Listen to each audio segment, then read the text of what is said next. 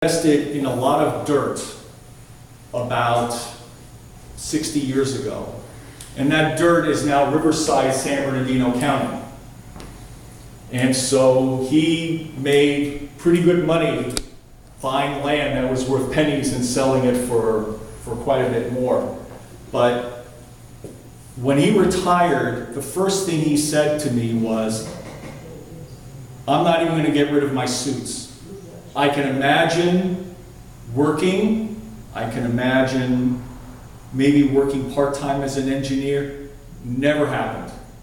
In fact, what he used to say is that there were only 2 days of the week, Saturday and Sunday. Sunday he wore a suit. The rest of the week he didn't wear a suit. That was Saturday, was where he didn't wear a suit. Sunday is when he wore a suit. And he enjoyed retirement for 22 years before he passed away from cancer. And the man didn't just store his treasures here on earth, he stored them in heaven as well, is the statement I remember from his funeral.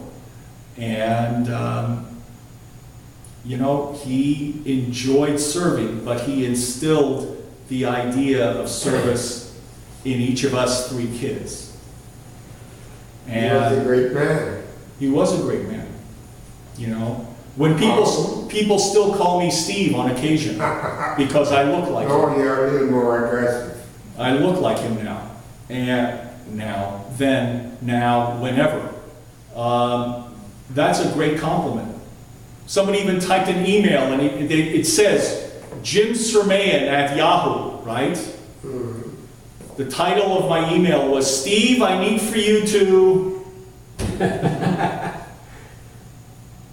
Thank you, sir. But when I turn around and I emailed the person back and I said, "You know, it's Jim, but that was a great compliment you gave me just by calling me Steve." That was the bottom line. Any questions or comments? What made you choose this topic today to talk? I have been teaching it for the last year or so. I have been speaking about it at our church. I have been, as a Sunday school teacher for the last 10 years, the idea of service is being lost amongst our kids. They don't discover service until their 20s or 30s, maybe even later, maybe never. I'm trying to teach them that service is a part of their faith in God. That if they are to have this faith, they need to perform works with it. They need to serve the community. To a certain extent, what I've told the kids is that when people look at the world and they see all the bad in it, they see the bad and they believe that there is no God. And I said, each of you, one person at a time, through your service, shows proof that there is in fact a God.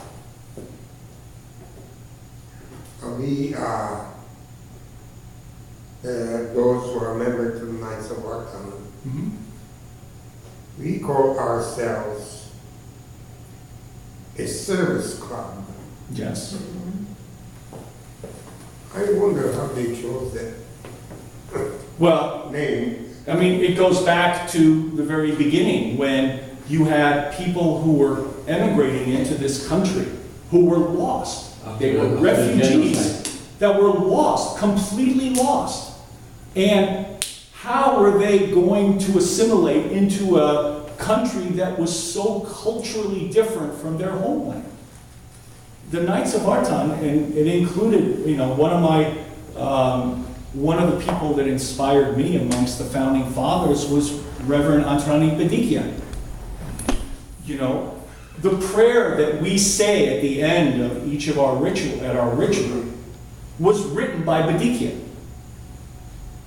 He did it at the original meeting. And he lived quite a while. In fact, my dad told me he used to come to the Avak Talijas even when he was in his 80s. I think he passed away, I want to say somewhere around 1980. But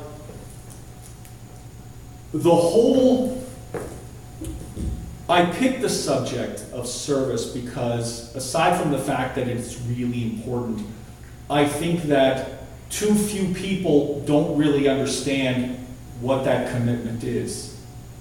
And the other night, there were a number of people who were talking about, like we were having a discussion in the Knights of Artad about how do you get younger people to come join? Well, the answer isn't people who are younger. The answer is people who are willing to serve.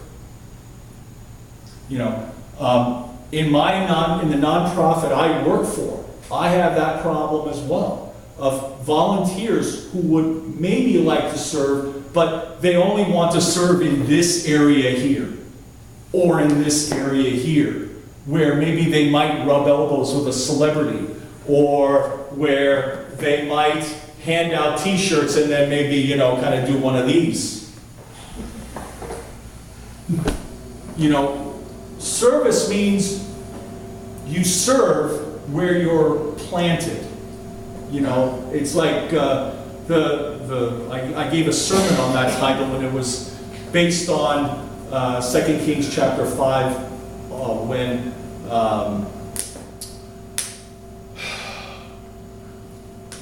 Elisha had cured the leprosy of the general.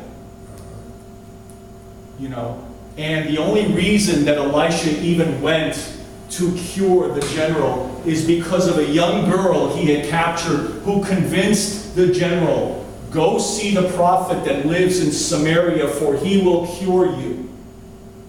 She had no desire to want to be a captive, but she bloomed where she was planted because that was what she had the opportunity to do. I'm sorry, I'm giving another sermon now. Take a look. The word service Yes. is very simple to understand, yet it is very complex It to is. understand and perform it. Yes. Now, you came over here like a church minister. I do, yeah. You selected a subject that is not very familiar and meaningful to many of us here. I'm being one of them. It's okay. And yet you came out so strong that I understood you, and I introspected myself. Am I the person that he's talking about?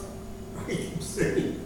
Every sermon or every message like this, if it's a good message, it ought to be able to reach into your heart and make you look introspectively at yourself and say, am I doing what it is he's saying? And if I'm not, then I need to change. A good sermon will do that. And you walk away from church and you hope, at least the pastor hopes, that that message resonates with an individual's heart and soul. And many of us, even though they can serve and they know what service is, do not do it. Right. And while they can, very ably, and they know they'll result in great rewards as they serve, But the reason they don't is because it also requires sacrifice. that's right. And it requires that an individual make themselves vulnerable. I mean, if you think about service, I make myself vulnerable. If someone else is controlling me, I've become vulnerable. I've surrendered my power to someone else. When we live our life, the last thing we want to do is be vulnerable. because it means that somebody could take advantage of us.